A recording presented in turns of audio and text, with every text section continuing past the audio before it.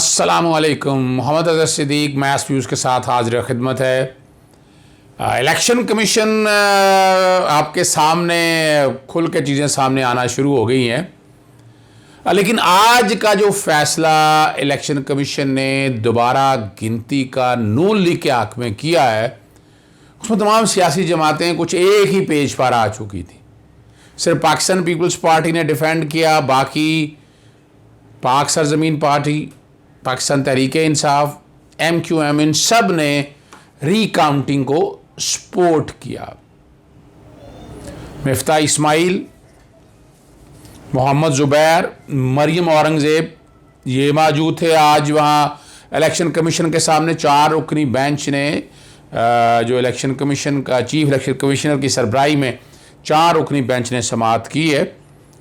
और peoples party की तरफ से सरदार लतीफ़ खोसा, फ़ारूक नायक भी मौजूद थे, नैयर बुखारी भी मौजूद थे और सैयद गनी भी मौजूद वहाँ पर थे।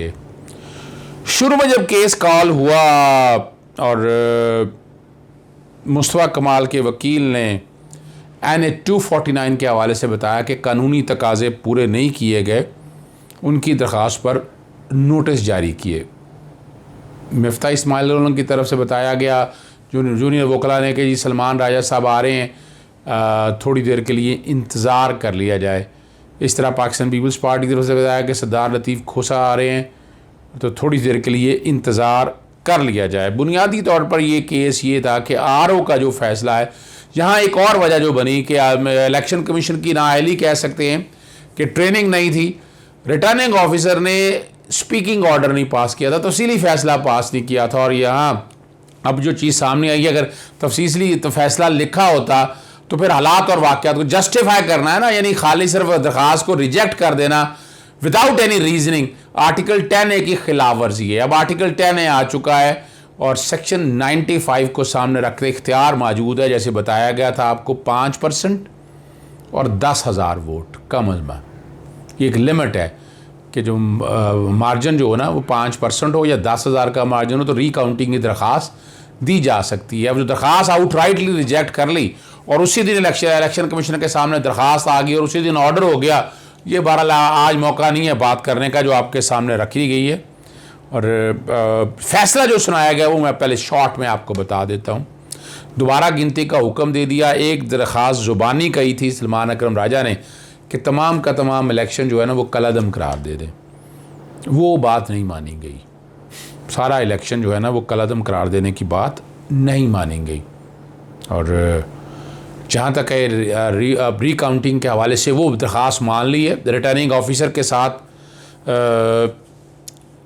बुनियादी तौर पर साइम बख्श जनरल जो है ना रीजनल इलेक्शन कमीशन हैदराबाद, वो मुआवनत करेंगे और तारीख दे दी है 6 मई यानी परसों सुबह 9 बजे रीकाउंटिंग होगी। तमाम उम्मीदवारों को कहा है कि रिटर्निंग ऑफिसर के सामने पहुंच जाएं और वहां बाकायदा रीकाउंटिंग होगी और इसमें फैसला किया जाएगा कि कौन उम्मीदवार जीता है। और ये सारी बातों को सामने रखते हुए अब चूँकि वहाँ पर कमरा अदालत में इलेक्शन कमीशन के दफ्तर में ये सारे लोग मौजूद थे, 10 मिनट का गैप लिया था इलेक्शन कमीशन ने। उस दौरान गप्पे शप्पे चलती रही उनकी, वो ऐसे जैसे एक दूसरे के दोस्त हैं, अहबाब हैं। और ये अमूमन ऐसा होता है ताकि क्लैरिटी आ सके। सलमान अकरम राजा ने अपने आर्गूमेंट स्टार्ट किए। उन्होंने ज़िक्र किया कि 271 पोलिंग स्टेशन है, उसमें से 167 के जो पोलिंग स्टेशन है फॉर्म 45 पे दस्तखत ही नहीं थे। और ख़दशा ये है कि ये चेंज किए गए हैं, तब्दील किए गए हैं, ये उनका कहना है। अब कमाल की बात है, ये चैलेंज नहीं किया, ये रीकाउंटिंग की दरख्वास्त है। या तो आप आते इलेक्शन सारा चैलेंज करते तो फिर बातें थी, ये इलेक्शन पूरा चैलेंज नहीं किया गया। और फॉर्म 46 भी फराहम नहीं किया गया। फॉर्म 46 ये है कि बैलेट पेपर कितने इस्तेमाल हुए, कितने बाकी बच गए और कितने फॉइल उसमें बचे हैं और ख़ाली कितने हैं, ये सारी तफसीलात बताते हैं। और साथ उन्होंने जिक्र करते हुए बताया कि नताइज की तैयारी में इलेक्शन एक्ट की और इलेक्शन रूल्स की कई प्रोविजंस की वायलेशन की गई है और मज़ीद इंक्वायरी होना ज़रूरी है, नया इलेक्शन कराया जाए। और तशद्दुद के वाक़या भी हुए हैं। और इस पर इलेक्शन कमीशन की तरफ से एतराज़ था कि आपकी दरख्वास्त इलेक्शन पूरे कराने की है कहाँ। उन्होंने कहा ये दरख्वास्त देनी है, आप आइन के आर्टिकल 218(3) और सेक्शन 9 इलेक्शन एक्ट 2000, ये सेक्शन 9 वही है। डस्का के इलेक्शन में याद आ गया होगा आपको ना, याद आ गया आपको? हाँ बिल्कुल, ये वही है सेक्शन 9 इलेक्शन एक्ट के कॉन्टेक्स्ट में जो इलेक्शन कमीशन को इख्तियार देता है, जो कि दरख्वास्त कोई नहीं थी। अब ये बातें सारी और बताया उन्होंने कि मुखबर होने के नाते हम ये बता रहे हैं आपको, हमारे पास जो इतला है नॉलेज में आपके ला रहे हैं, आगे फैसला आपने है। इस पर इलेक्शन कमीशन का अगर कोई दरख्वास्त आपकी आएगी वो देखेंगे। और इंतखाबी अमले को ट्रेनिंग नहीं दी गई, सही तरह नहीं दी गई, ये सारा और सारे बातों के हवाले से बात की। सरदार लतीफ़ खोसा साहब अदालत के अंदर पेश हुए और उन्होंने अपने बहस का आगाज़ करते हुए, यानी यहाँ एक चीज़ बतानी ज़रूरी है, बतानी बहुत ज़रूरी है, चूँकि मेंबर्स सारे मौजूद थे। सिंध के मेंबर ने बड़ा वाज़ेह सवाल एक उठाया था, फार्म 45 आपके एजेंट को नहीं दिए गए या उन पर दस्तखत नहीं थे। ये सवाल किया गया कि फार्म 46 भी जारी नहीं किए, 45 पे ये उस मेंबर सिंध ने ये रिमार्क्स दिए थे अदालत के अंदर।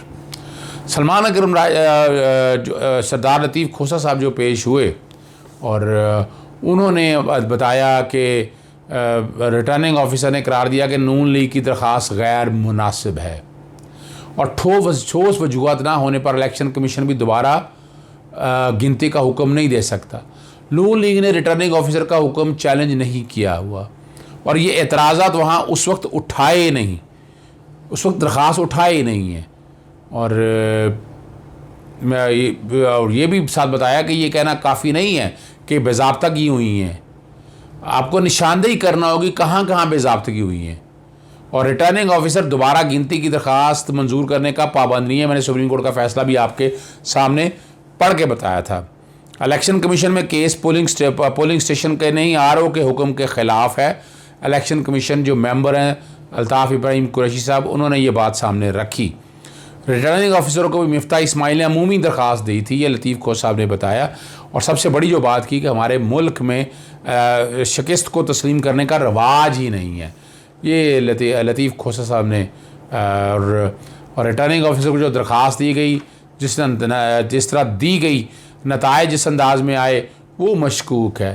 रिटर्निंग ऑफिसर का काम था कि नतीजा जारी करता, और क्या रिटर्निंग ऑफिसर इलेक्शन कमीशन से हुक्म इम्तना का इंतज़ार कर रहे थे? और साथ ये भी बात बड़ी बात, मेलाफीडी के सामने कॉन्टैक्ट लगता है मिफ्ता इस्माइल ने पहले से दरख्वास्त तैयार कर रखी थी, यानी वो जो एजेंडा है गॉड फादर या सिविल माफिया के कॉन्टैक्ट्स में ये सारी चीज़ें हैं। अब यहाँ अब जो अगला जो बात आपके सामने बताने वाली है कि सेक्शन 95 को सामने रख कर देखें, इख्तियार मौजूद है रिटर्निंग ऑफिसर का। अब इलेक्शन कमीशन ने वही इख्तियार इस्तेमाल किए हैं सेक्शन 95 को सामने रखते हुए, और उन्होंने अब ये जो कि सारे अब एक तरफ आ गए। और पीएसपी के जो पाकिस्तान पीएसपी जो है पार्टी मुस्तफा कमाल की तरफ से, उन्होंने भी कहा कि इलेक्शन लॉज और इलेक्शन रिक्वायरमेंट की खिलाफ वर्जी की गई है। फार्म 45 के हवाले से बताया। फिर पीटीआई के अमजद अफरीदी के वकील पेश हुए, उन्होंने भी ये बताया कि फार्म 45 की कापियाँ फराहम नहीं की, वो 70 के करीब हैं, और फार्म 46 की कापियाँ भी फराहम नहीं की। अब यहीं से देख लेना कि ये सारी चीज़ें अब रिकॉर्ड पर आ चुकी हैं। और MQM के ने भी बताया कि उनको भी फार्म 45 की 85 दस्तखत के कापियाँ फराहम नहीं की गई, जिस पर दस्तखत मौजूद नहीं है। और अब ये जब सारी चीज़ों को सामने रख कर देख रहे हैं इलेक्शन कमीशन का, आप देखें कितना प्रॉम्प्ट एक्शन है। ये प्रॉम्प्ट एक्शन आपको सेनेट के इलेक्शन में नज़र नहीं आया। बता दें आप, सेनेट के इलेक्शन में प्रॉम्प्ट एक्शन कहाँ नज़र आया?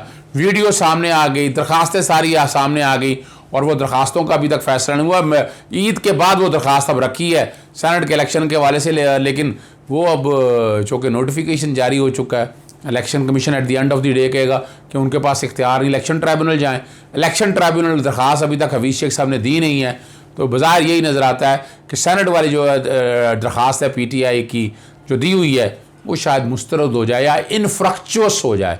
यहाँ अब आपके सामने मौजूद है, रिकाउंटिंग होगी। रिकाउंटिंग होने के बाद अगर वो यानी यहाँ अगर एक बात आपको बता दूँ, अगर उन्होंने ये इलेक्शन चैलेंज नहीं किया, धांधली की, तशद्दुद के वाक़े या बाकी की वजह से, तो सेक्शन 9 के इख्तियार शायद इलेक्शन कमीशन इस्तेमाल ना कर पाए।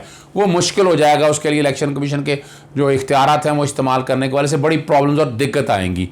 और यहाँ रिटर्निंग ऑफिसर ने जब इलेक्शन अनाउंस कर दिया, नोटिफाई कर देगा इलेक्शन कमीशन, उसके बाद इलेक्शन ट्राइब्यूनल में जा सकेंगे धांधली या बाकी हालात को, वाक़यात को सामने रखते हुए। 6 मई को सुबह 9 बजे का रिकाउंटिंग शुरू होगी। NA 249 की इजाज़त दीजिएगा। अस्सलाम वालेकुम, खुदा हाफिज़, पाकिस्तान जिंदाबाद।